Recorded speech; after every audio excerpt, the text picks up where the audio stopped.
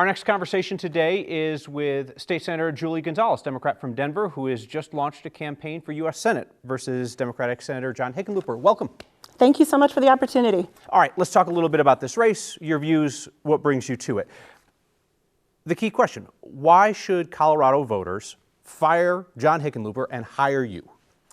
At the end of the day, think about the most important decisions in your life.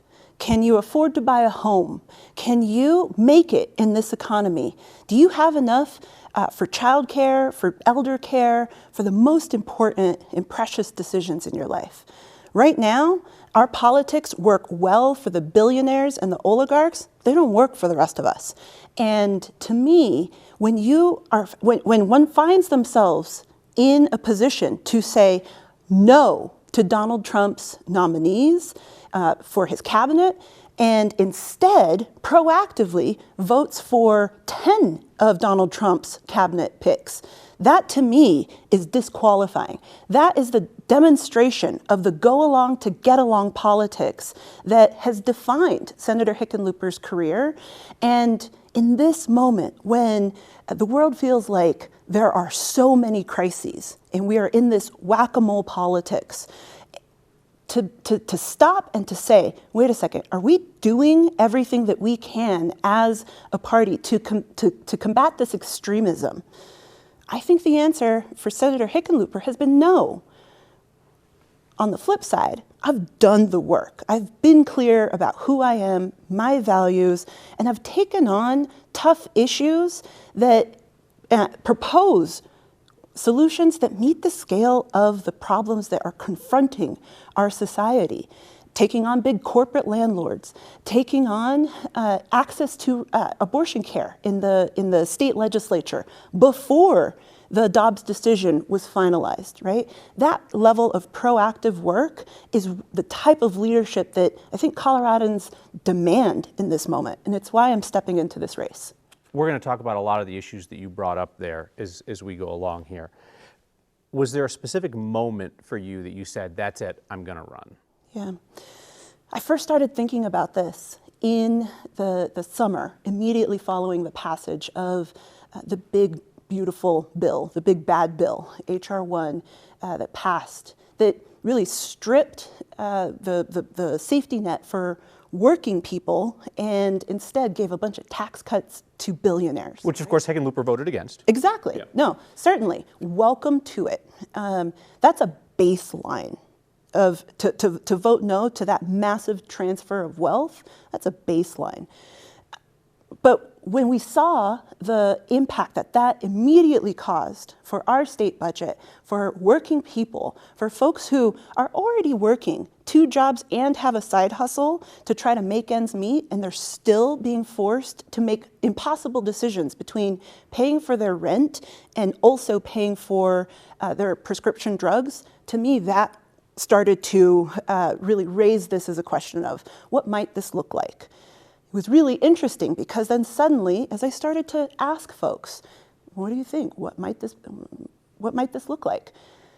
I then suddenly got a forwarded text message from a friend who said, hey, there's a poll that has your name in it. And okay, interesting. Clearly it wasn't for me. And then thereafter, as I continued to start thinking about this more, I then started getting messages from friends who said, hey, your name, when I Google your name, paid ads for John Hickenlooper pop up. What's that about? And I said, oh, okay, interesting. I'll say, though, that my decision was really concretized once I saw the election results from just last month. Not only did I see Zohran Mamdani in New York City really demonstrate that when you are clear about your values and what you stand for, people might not agree with you 100% of the time, but they appreciate that you are direct and honest about where you stand. One, his campaign excited a whole generation of, and whole different segments of voters who have given up on politics altogether. That wasn't only true, though, in New York City. Actually, it was seeing the election results here in Colorado, seeing Douglas County School Board flip its conservative majority and reject out those extremists. Looking at Aurora and the city council candidates who, even though they were outspent, they were community-centered candidates who were clear about their values, and they overcame an incredible imbalance in fundraising, and they swept Aurora City Council. That, to me, demonstrates that Colorado is ready. We've seen those types of victories not only here in the metro area, not only along the Front Range, across this state, we've seen those types of election results, and that for me was what concretized my decision. It sounds to me like you think there's a disconnect between the Democrats that Coloradans have elected and how progressive Colorado's Democratic voters are. Do you believe that there's a disconnect there? Absolutely. Okay. I see that play out because when I've had the honor to serve in the Colorado State Senate for the past 7.5 years.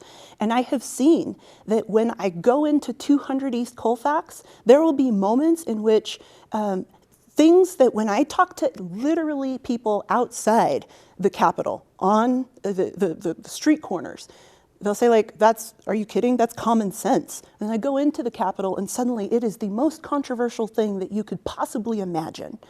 And to me, that is the demonstration of the power of the corporate lobby and money in politics, where oftentimes there is a disconnect between what everyday people want and the corporate mega donors really, really seek and what they allow to take place. I believe that Colorado cannot afford another 6 years of poll-tested, go-along to get along politics, particularly when we are witnessing this MAGA extremism going and causing such havoc on Coloradans' daily lives. I want to ask you a question about that. That Sure. idea that Senator Hickenlooper's views are poll-tested views. You don't think his views are genuine? I think that you'd have to ask him. What I do think, though, is earlier this year. Well, but you're painting a picture as if his Sure. views are insincere as opposed to just different from yours, right? Is it possible that he's just a centrist Democrat and you're a progressive Democrat and that he is as sincere about his views as you are about yours? In the conversations I've had with him directly, where when I have spoken to him about the issues that Latinos and working class Coloradans from across the state have, he has told me directly, well, work hard, be nice, and never give up. That to me is not a demonstration of meeting this moment.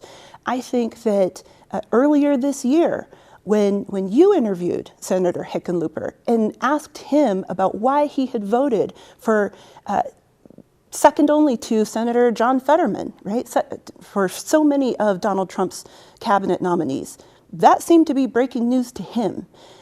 My sense is this: we saw what havoc Donald Trump's first administration wrought on Coloradans. Why then not be clear about what the response would need to be in the second Trump administration? That to me raises a question of suddenly, now that I have entered this race, now that suddenly we're seeing Senator Hickenlooper post a bunch of digital ads to say, look at all of the ways that I've been fighting. Oh, really? Via strongly worded letters? What more have you done? So the way that Senator Hickenlooper justified voting for so many of the Trump cabinet nominees in his conversation with me is he said, sometimes a no vote, all it does is piss people off. And that he thought that he had reduced the damage to Colorado by showing some good faith and a willingness to work with the Trump administration. Do you think that he reduced the damage to the Trump administration? And what would voting no have accomplished? I think that you should ask. I think that any Coloradan whose SNAP benefits have been played games with by the Secretary of Agriculture, I think any federal worker who has lost their job due to the Trump administration's cabinet appointees just wreaking havoc, That, to me, is a question of, well, did that yes vote really help save those jobs?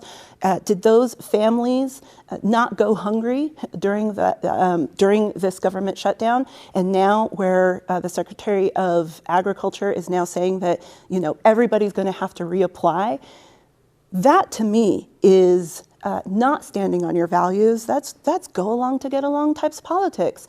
And I will say, I talk to Democrats, unaffiliated voters, Republicans, everybody's sick and tired of this. Be honest and direct.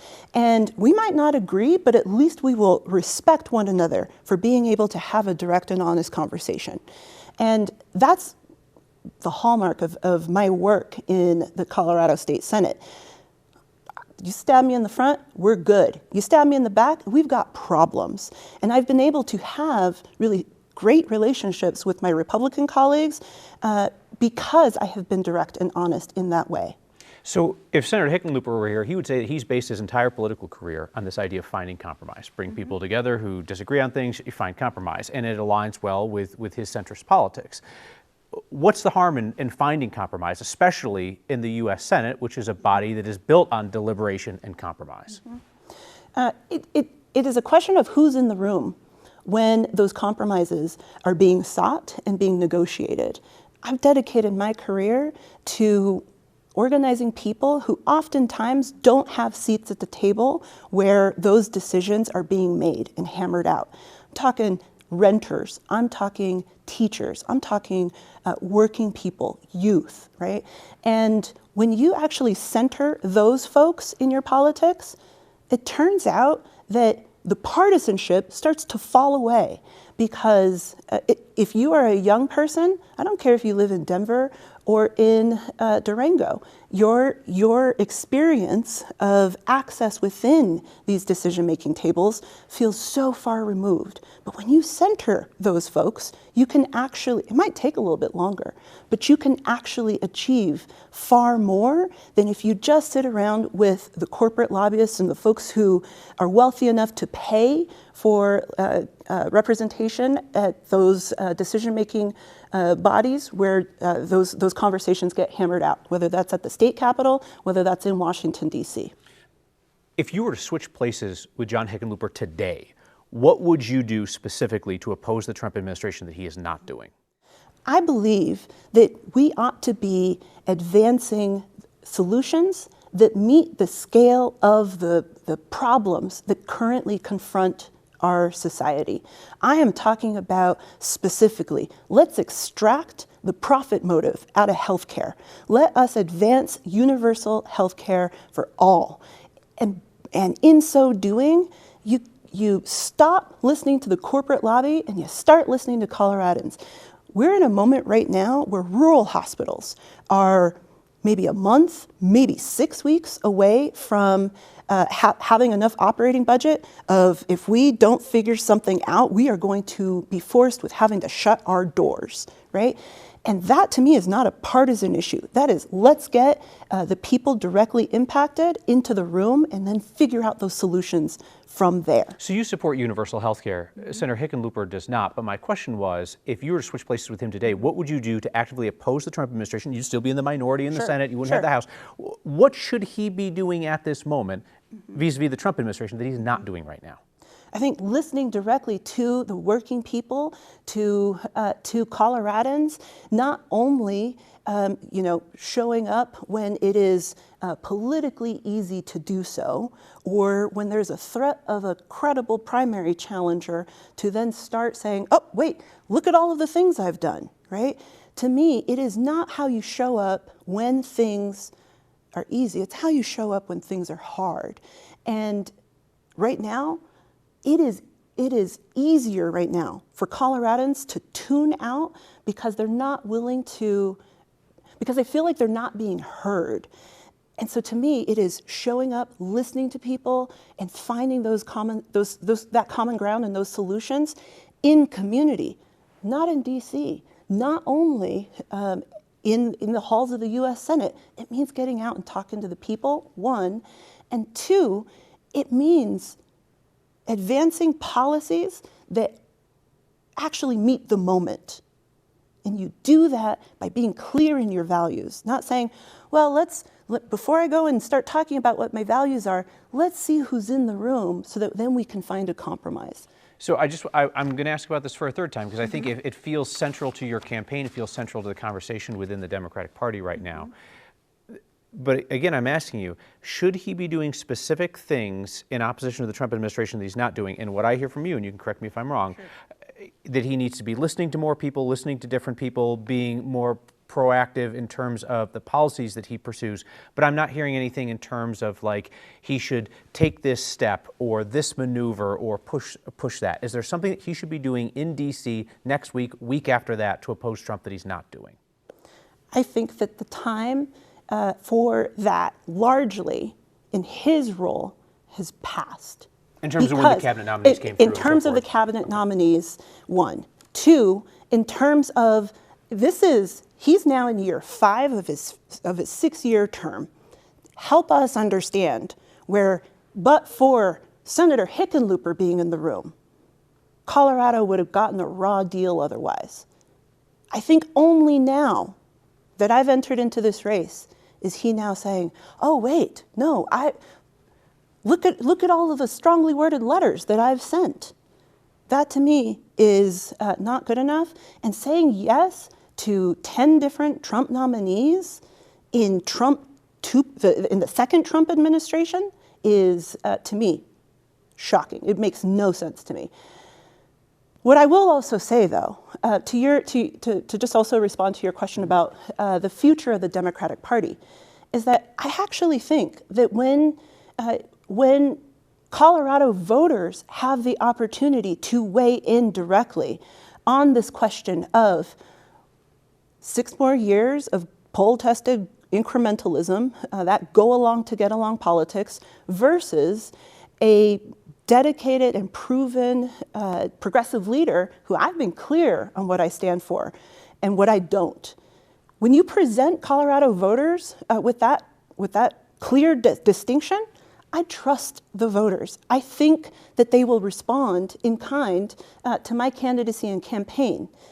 That then requires for there to be that open primary without having the primary being managed from the top, which I think a lot of Democratic voters are frustrated and sick and tired of. You know, it's interesting. Colorado Democrats, at least in recent years, have been Bernie Democrats, right? But yet you look at our statewide Democratic candidates that get elected, and they're not Bernie Sanders type folks, right? So you've got the energy in the presidential primary for Bernie, and then a set of centrist folks who get elected, you know, governor and AG and secretary of state and so forth. I mean, Weiser's more progressive than the governor, but what do you attribute that disconnect to? Is it just money, power? Is it who's come along at the right times? Or is it that the folks who are in elected office statewide, like Hickenlooper, represent where Colorado is as a state? I will start by saying that, one, I was super proud to have endorsed Bernie Sanders way back in 2016, long before I ever thought that I would ever even think about running for elected office. I was a paralegal at an immigration firm, and I saw firsthand the impact of Bernie's policies on exciting and energizing folks like my husband. He was my fiance at the time, right? And but seeing the way that he was energized inspired me to get involved in Bernie's campaign. That to me is the question of, are we going to settle, or can we inspire and energize our base who is working 2, 3 jobs in order to try to make ends meet, and they're begging the Democratic Party to stand up and listen. Suddenly, it seems that you look at polls, and cost of living and affordability are suddenly new concerns. They're not new if you've been listening to the base. They're not new if you've been out talking to community about, I don't have time to go and enjoy our beautiful public lands because I got 3 jobs and I got to pay for my kids' childcare. That to me is the difference. And so I'm proud that to see the ways in which, when you talk about where Colorado is at, you look at our state legislature, and since 2016, we have seen Colorado support progressive, bold, unapologetic Democrats in supporting Bernie Sanders' presidential campaign. But we've also seen, since 2018, Coloradans choose Democrats to govern, to lead at the state capitol. And we've seen that consistently. And so I trust the voters, and I think that they're going to do a great job in this primary. Let's help folks get to know you politically, kind of where you stand. How do you describe yourself politically? I describe myself as an organizer turned senadora. I spent my career organizing teachers, tenants, young people on issues of economic justice, affordable housing, and immigrant rights. I've seen what can happen when you bring people together on seemingly impossible issues across the state, across race and geography and language, all kinds of different things. When you bring people together, turns out you can find common ground and move forward. I've done that work. Are you a Democratic Socialist? Look, when I ran in 2018, I was really inspired by the way that DSA was organizing young people in a way that I thought was exciting and compelling. I signed up as a member back then, and I actually got elected. With thanks to DSA's endorsement, all of the doors that those volunteers came and knocked on my behalf. I'm no longer a member. My membership has lapsed. Why is that?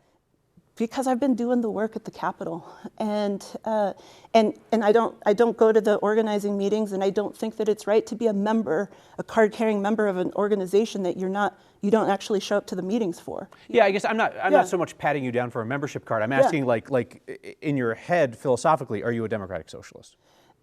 I am a Democrat. I am a Democrat, and I believe that we should go and actually meet the scale of the problems of this moment with the transformative ideas. And to me, if that means universal health care is a socialist idea, it is extracting the profit motive out of caring for human beings. So be it. I'm fascinated by your hesitance to say that you're a Democratic Socialist, because certainly I associate your progressive policies with DSA. You've been DSA endorsed in the past, and you praise Bernie Sanders, you praise Zoran Mamdani, other Democratic Socialists, but you won't say that you're a Democratic Socialist yourself. I think that for me, I think of my uncles, I think of my cousins. I have a bunch of family members. My family goes back generations in Huerfano County. And I saw a bunch of my family members go from being 2-time Obama voters and then 3-time Trump voters. They were looking for disruptors. They were looking for people who could shake up the status quo in order to respond to the concerns that they had. They're in Walsenburg, they're in Pueblo, they're in Gardner, right? And then I've seen the way that they have said, Hita, I'm so excited for you, and I'm so excited for Lauren Boebert.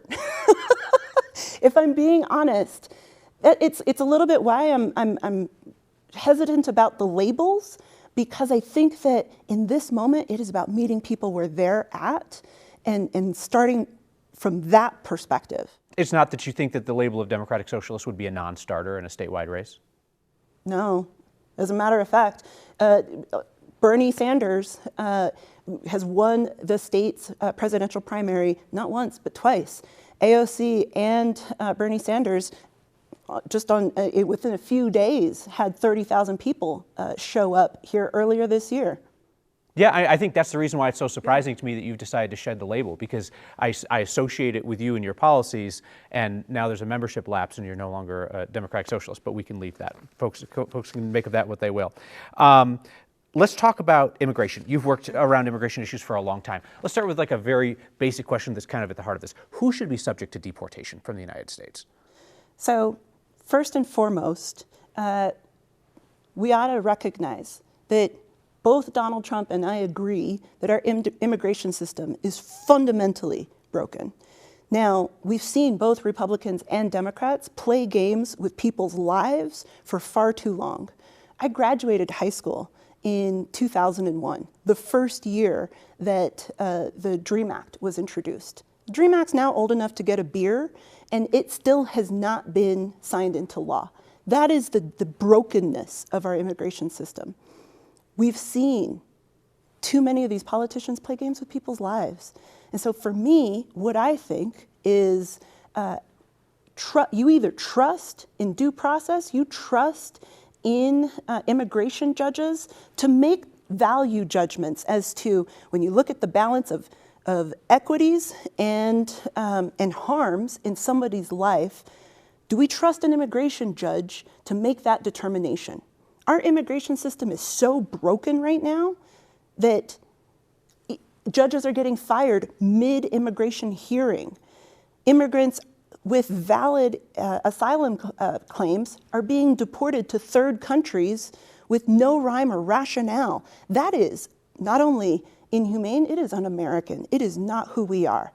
And so the way that I think about it is, how have you demonstrated, if you are an immigrant who is either in this country or seeking to immigrate to this country, how do you show up and have the opportunity in a fair and impartial manner to present, hey, here's why I want to come, and here's some of the mars on my character, and that is for either an immigration judge or an immigration officer to decide. We don't even have that perspective right now within our immigration system, because we have seen instead Donald Trump engage in a mass deportation, deport them all, ask questions later strategy. And that strategy has led to US citizens, Native Americans, be caught up in their deportation dragnet.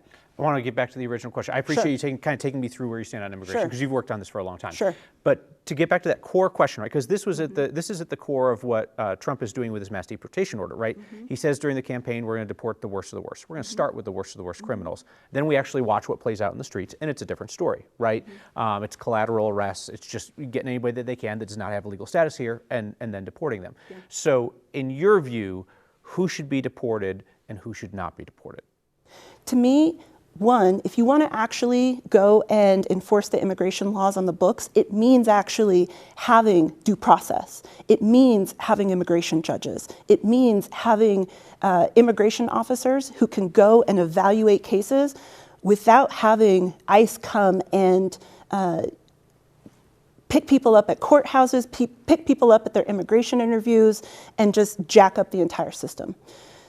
What frustrates me in this moment is the fact that Donald Trump is asking for immigrants to be perfect, and yet, at the same time, is completely eviscerating the rule of law. We see every day the way in which masked agents decide which of our neighbors stay and which of our neighbors get disappeared. And there is no rhyme or reason.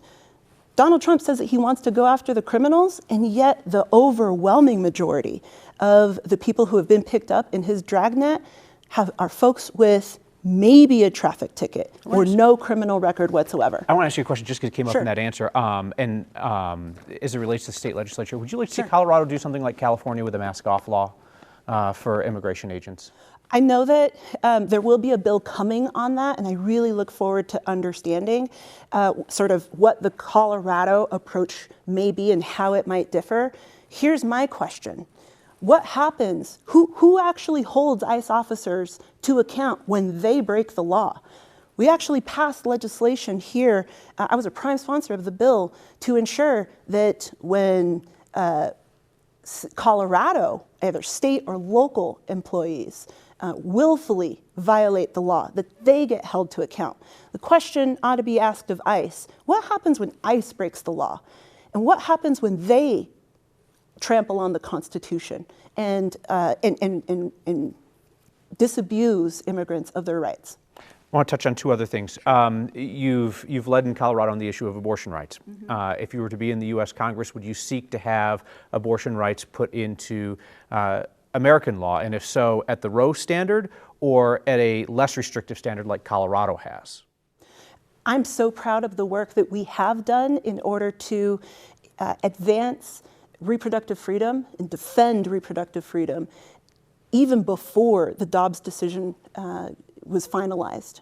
We took action and we passed the Reproductive Health Equity Act into law 6 weeks before the Dobbs decision was announced. And that was because we didn't take no for an answer. There were men in my party who said, well, let's wait and hold off and see what happens. No, we knew that if we didn't act, that there could be a lapse and that Coloradans' lives and health could be in the mix and in limbo. And so we took that action. That's the type of action and leadership that I would engage in the U.S. Senate. I think that Colorado's model of ensuring access without barriers and without limitations is the way to go, because I've talked to people who so desperately wanted to be able to bring a child into this world and then had to make the most difficult and harrowing decisions of their lives. That's not my choice as a politician. That should be the choice between the family and their doctor. That's a medical decision, not a political one. I want to finish on a purely political question, right? We've talked about ideology and philosophy and so forth. You're running against somebody who has near universal name recognition in the state, will be able to bring to bear truckloads of money on this race, and who likes to say that he always campaigns positive because he's never had to go negative in a race. He's never been in that much danger. Are you running to get Senator Hickenlooper to listen to progressive voices, or are you running to beat him? I'm running to be the first woman senator in Colorado's history. Colorado has never elected a woman to be the mayor of Denver, to be the governor of Colorado, or to serve in the U.S. Senate. Those are all three positions that Senator Hickenlooper has enjoyed. I respect his work. And yet, I think that when you give Coloradans a clear choice, that choice is clear. Coloradans demand a fighter and a leader with a proven track record, and I've done that work at the state capitol. State Senator Julie Gonzalez, thank you for your time. We'll talk again soon. Absolutely. Thank you.